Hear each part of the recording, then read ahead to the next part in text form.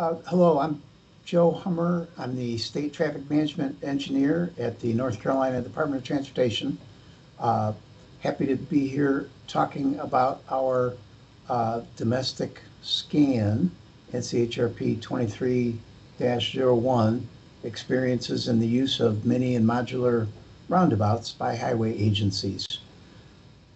The objective of the scan, as the title implies, is to learn more and pass along more about mini and modular roundabouts. Mini roundabouts are smaller than so-called full-size roundabouts, usually with a center island that is traversable by trucks or buses that need to make a left turn or a straight-through movement. And modular roundabouts can be smaller or larger, but they are composed of, let's say, temporary materials, perhaps uh, plastic, composite, maybe a quick asphalt or curbing material, but at any rate, uh, pretty much some material that's tacked onto the top of existing asphalt to quickly create a roundabout circular shape to be functional within a couple of days.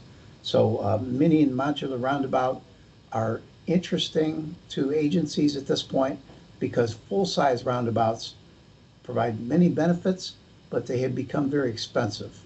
Uh, and several reasons for that expense: right-of-way cost, utility costs, drainage, traffic control, lots of things contributing to the high cost. Mini modular might be a way to get the benefits of roundabout without the relatively high cost attached to the full-size version. Key findings and takeaways from our scan were that mini and modular roundabouts are viable alternatives. Uh, we talked to 9 different agencies who have implemented mini and/or modular, and they were almost universally positive about the experiences that they've had with those types of roundabouts, that they really are getting that roundabout experience for some fraction of the cost and impact that the full-size version would bring. So the cost is lower. Safety seems to be better, we heard, than at least the previous intersection traffic control, which is mostly minor road stop. Capacity wise, mini or modular provides a boost compared to, again, minor road stop or maybe even all-way stop. And other benefits such as speed control, aesthetics, pedestrian and bicycle movement were present as well for the mini and modular roundabouts. Again, maybe not as good as full size, but still quite a bit better than especially minor road stop traffic control.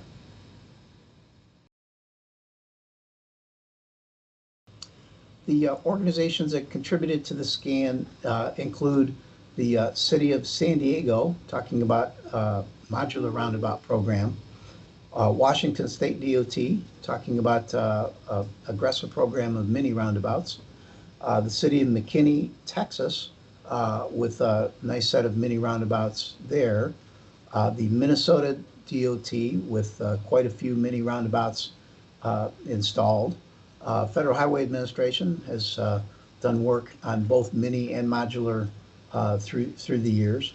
My own North Carolina Department of Transportation with some mini roundabouts and 2 modular roundabouts in place. Washtenaw County, Michigan, with an interesting set of observations on their mini roundabout program. Virginia DOT with 5 modular roundabouts in place and then several mini roundabouts as well.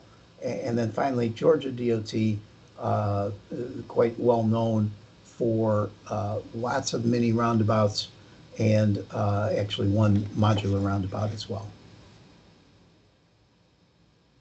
Okay, our domestic scan panel members included Bill Lambert of the New Hampshire DOT, Laura Nesbitt, formerly of the Georgia DOT, Ola Anabanjo, currently of the Georgia DOT, Garrett Daw of the Michigan DOT, Gwen Mai of the Minnesota DOT, Mark Gaines of the Washington State DOT, Hillary Isabrands of Federal Highway Administration, Anisha Mukherjee of Federal Highway Administration, and our consultant was Zach Bugg of Kittleson and Associates.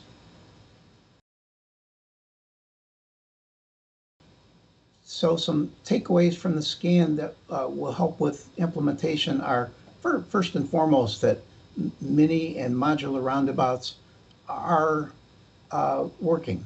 They are legitimate alternatives in some places for state DOTs and other agencies.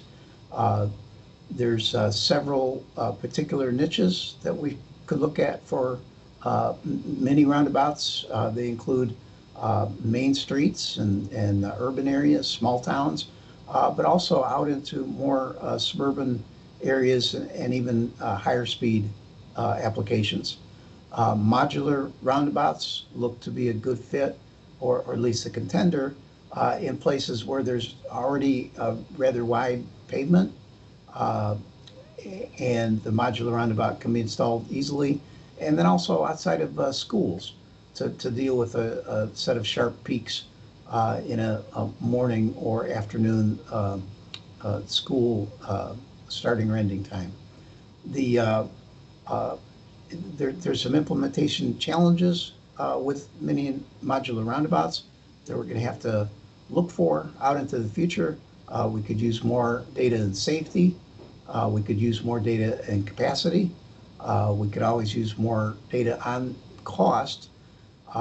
Procurement could be a challenge out into the future. There's maintenance issues to think about. So there's no easy answers here, but there's certainly lots of potential. And again, in a place where we like the benefit of roundabout, but just can't pay the cost for the full-size version, or have the impacts as well. Mini or modular could be a good way forward.